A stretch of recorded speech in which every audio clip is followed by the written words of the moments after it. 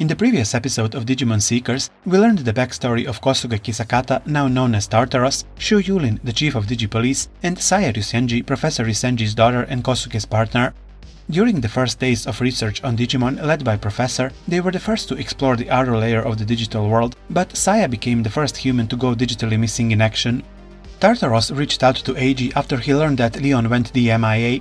He was driven by his past and losing Saya to help anyone who gets lost in the digital world.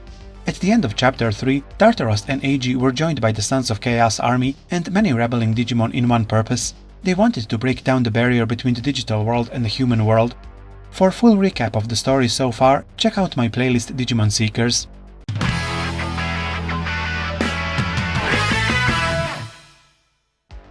The stage for the uprising was set. The actors had taken their place. The show was about to begin. Tartaros was determined to turn the digital world upside down to find what he was after. He was mind-linked to his Digimon at the ultimate level, Dorugoramon. But Dorugoramon was not the only dragon there. Another ultimate level evolved form of a prototype Digimon was there, Oryumon, Shu Yulin's partner. Two of Professor Ryusenji's hardest working students and once best friends were reunited at last, but not on good terms.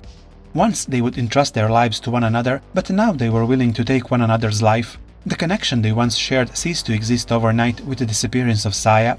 A squadron of Cargodramon delivered more Digipolice officers who were forming a unit at the gate. Many Commandramon were led by a Mechanorimon, piloted by Satsuki and her partner Numemon. There was also a Sealsdramon squad.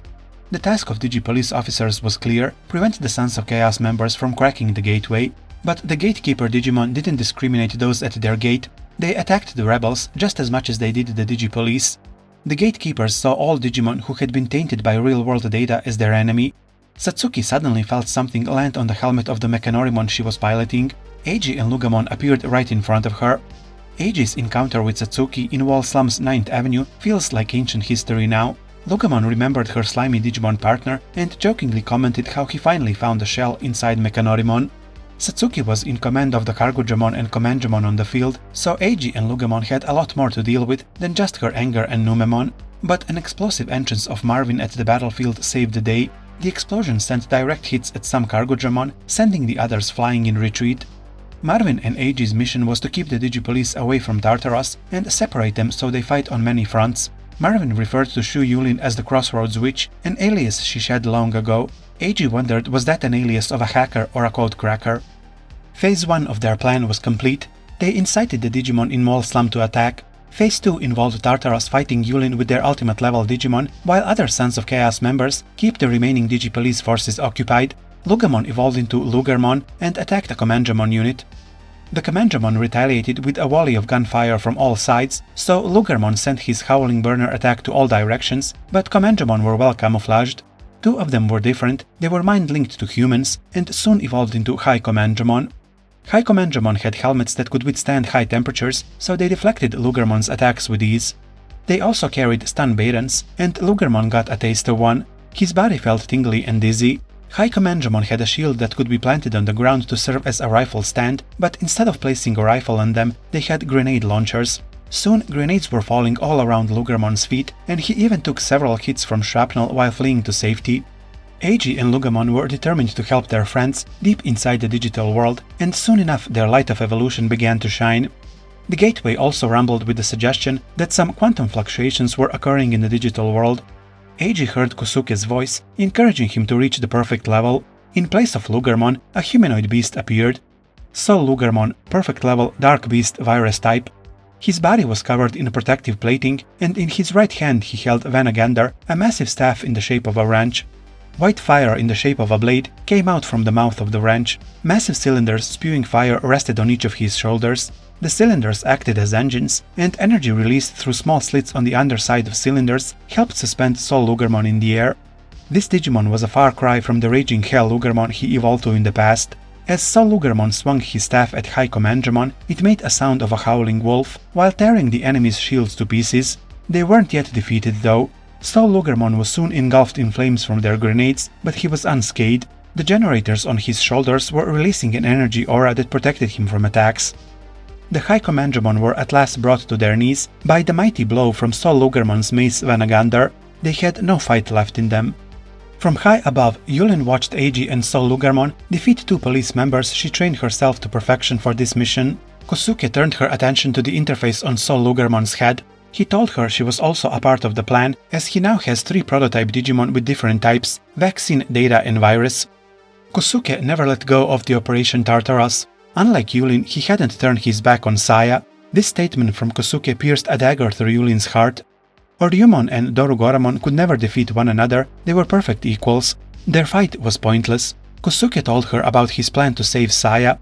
Dorumon told him about the Sacred Chalice, a relic of the digital world that lies in a sector of old code. He will crack it, enter the digital world and save Saya, and Yulin will not stop him. Not because she isn't powerful enough, but because killing Kosuke means no one else will be able to save Saya, and Yulin knew this. Dorumon and Ryudamon both reverted back to their child forms, and Kosuke restrained Ryudamon with a code that prevented him from moving. Phase 2 of Operation Tartarus was complete. The final phase was about to begin. Having lost a third of her forces, and with Chief Shu Yulin defeated, Satsuki ordered the rest of the Digipolice to retreat. Kosuke's Digimon Dorumon explained to others that they are now going to crack the gate of the digital world using the old-fashioned interfaces on their heads. Lugamon didn't like the term old-fashioned, like he was some outdated junk, but Dorumon explained it meant that their interface was based on an older version of the digital world. The requirements for cracking the gate have now been met. They had 3 prototype Digimon capable of evolving to the perfect level at the gate. The perfect level requirement is presumed to be necessary because there was a theory that long ago Digimon in the digital world could only evolve as far as their perfect forms. Dorumon and Ryudamon's prototype nature allowed them to push past that limit to reach the ultimate stage. All 3 of them were now positioned in a triangle formation with a hololized Kosuke at its center. Marvin used software to pilot a Chaos Dramon at the center of the gateway area, ensuring it would be a convenient target for any remaining enemies in the area. Hoping that they would succeed in cracking the gate before a Royal Knight appeared, Kosuke took out his virtual monitor and entered the command "Crack Gateway." While the Digipolice had retreated, Satsuki stayed to save Yulin, resorting to actions that would cost her her job. But she didn't care, she already sent them a resignation. A Brigadramon had entered the scene, sending a rain of bullets over Chaos Dramon. It was the secret Digipolice Digimon that not even the Sons of Chaos knew about. Satsuki operated Brigadramon as a tool, something that would usually take 2 people to do. The crackdown of the gate was at 66% when Lugamon sensed with his nose something was coming. Omegamon was back. The Sons of Chaos and Satsuki now had a common enemy, as Omegamon didn't discriminate in guarding the gate. A battle between Omegamon, Chaos Dramon and Brigadramon ensued. Even though Chaos Dramon and Brigadramon fired all their special attacks, Omegamon was unscathed. They were so close, the cracking progress was at 99%, but Kosuke had planned for this to happen. Just when it was starting to look like they will not make it, Kosuke revealed 2 ultimate Digimon who would help keep Omegamon at bay, at least until the gate was cracked. Ghostly projections rose up from each of the 3 prototype Digimon: Dorumons in the form of Dorugraymon, Ryudamons in the form of Hisiaryumon, and Lugamons in the form of Sol Lugermon. These projections settled back down around each Digimon, wrapping around them as massive amounts of code began to shoot out from their bodies. The massive multi-layered geometric pattern the 3 prototype Digimon created, the tripartite key, sank a bit further and locked into place. 100%. Gate cracking was complete. Kosuke, Eiji and the 3 prototype Digimon all vanished from sight. Eiji expected to see a wilderness, like the projections in Professor's lab, but they were surrounded by a wide space, with only a floor to break the monotony. This is the source domain, Kosuke explained. Only prototype Digimon could enter it, so Omegamon was no longer a threat. It's still a place in the digital world, but not in the index of domains the Royal Knights are sworn to protect. The domain holds what they are after, the Sacred Chalice, an ancient and forgotten temple of sorts, perhaps behind some ancient administrative privileges. Lugamon again sniffed something approaching. It was the 3 spheres Eiji saw at Professor's lobby, representing Data, Vaccine and Virus. They all floated towards their respective prototype Digimon. The spheres then merged into one entity, and huge blocks of stone started rising from the ground, forming what looked like an ancient circular temple, similar to Stonehenge. The stone blocks began to glow, revealing strange symbols of an unknown language. It was ancient code only the prototype Digimon could decrypt. Suddenly everything went dark. Their virtual monitors stopped working, as if something was preventing them from decrypting the source code. From the darkness they heard a familiar voice, wishing them a good morning. It was Professor Yusenji. They didn't understand how he was there in the source domain when they had to go through so much trouble to get there. but it was just a projection of him. What happened next shocked Eiji but also Kosuke and Yulin. Professor restrained Lugamon and Dorumon the same way Kosuke restrained Ryudemon at the gate. A small Digimon, wreathed in crackling lightning, appeared at the center of the temple. It was Pulsemon. Professor confirmed this was indeed Leon's Pulsemon, but he was suspended in the air motionless, his eyes empty. Before anyone had time to process what just happened, another light took form before their eyes. A black Agumon. In the depths of the digital world in Source Domain, you could search for any Digimon by their identification code, Professor explained. Professor told them he gave them prototype Digimon so they could train them and make them evolve to the perfect level, a requirement to crack the gate to the digital world and enter the Source Domain. Eiji didn't understand what was going on. Wasn't it in Professor's interest if they found and saved his daughter? But Professor said the videos about his daughter floating in a liquid-filled container were a lie. She has been dead for a while.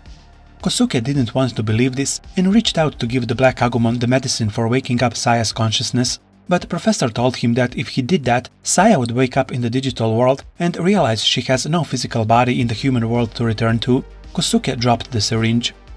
Ryusenji told him he is actually after the Source Digimon, the model digital lifeform, born at the same time as our world, the seed from which all other Digimon evolved, the Sacred Chalice. This Digimon was nothing in its current form, but capable of becoming anything. Contact with real-world data, however, caused it to give birth to several new kinds of Digimon. The prototype Digimon were among them. Interfering with the Source Digimon could give one the ability to create Digimon at will. Professor's ultimate goal was to mind link with the Source Digimon. He wanted to become the human overseer of the digital world, but he needed to decrypt data from all three prototype Digimon to get to it. Eiji was furious, but so was Lugamon. Professor gave Eiji his task to train Lugamon because he was a low-life code cracker with no living relatives, willing to do anything for money. His excellent bond stats with Lugamon sealed the deal. Eiji and Lugamon's bond grew so strong over time, their hearts were beating as one, even in this anger. Eiji felt a surge of power welling up within Lugamon, an inextinguishable magic flame. Lugamon burst free of the restraint tool, but was soon attacked by Dorumon, controlled by Professor Ryusenji. Kosuke, being mind-linked with Dorumon, allowed Professor to hack into his Digimon linker and control Dorumon. After all, the device was of his making. He soon evolved Dorumon into his ultimate form, Dorugoramon. Professor offered Eiji to turn to his side, and in return he would take care of all of his problems: housing, food, money. Eiji told Professor how much he admired him and wanted to be like him, and how much he disgusted him now. Lugamon quickly evolved into Sol Lugarmon. Eiji and Sol Lugarmon were united in the desire to protect their friends. A bright light enveloped Sol Lugarmon, and a new Digimon emerged in his place: Fenry Lugamon, ultimate form, Dark Beast virus type. Fenry Lugamon leapt into the air, unleashing an unholy roar that shook the Source Domain.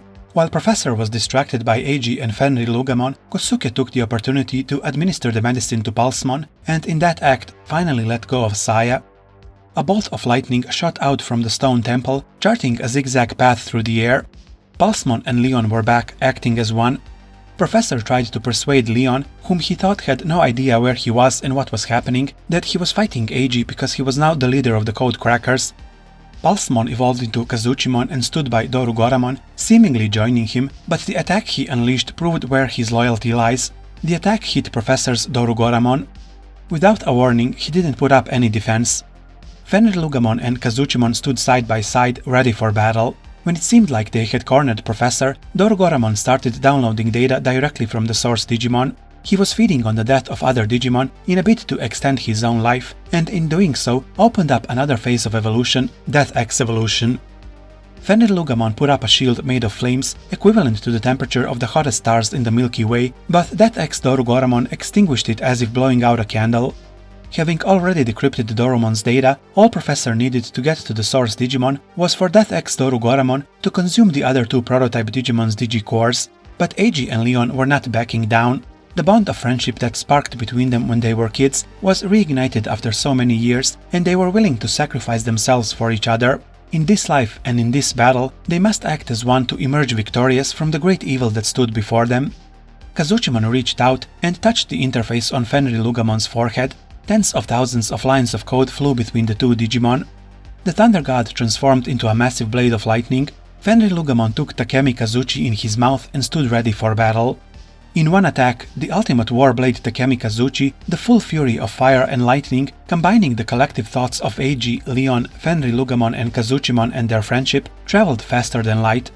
Together they swore their lives to the digital world and bound their wills together. This wasn't the end, it was merely the beginning. Their sharpened blade struck the opening blow in a brand new story.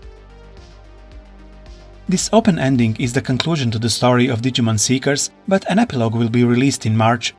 How did you like the story overall? Tell me in the comments below. If you want to support me, you can do so on Patreon or buy me coffee. The links are in the description below. Thank you for watching. Stay tuned for more Digimon videos. PS, make sure to follow my community page on YouTube, as I also post updates about upcoming videos there.